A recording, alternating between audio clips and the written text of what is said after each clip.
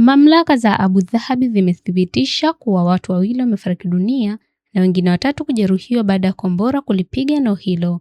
Maafisa pia walisema kuwa magari kadhaa yameharibiwa kutokana na tukio hilo.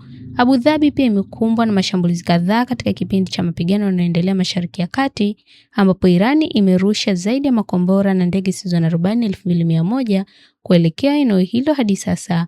Ingawa Wizara ya Ulinzi inasema kuwa mashambulizi mengi yamefanikiwa kuzuiwa, bado kuna changamoto katika upatikanaji wa taarifa sahihi.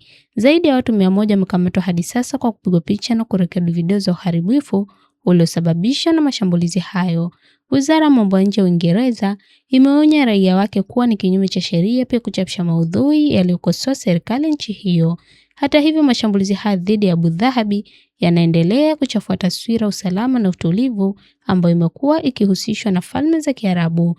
Maafisa wanasema kuwa mazungumzo yote na Irani yanapaswa kujumuisha marufuku ya muda mrefu kwa programu zake za makombora ya ndege zisizo na rubani.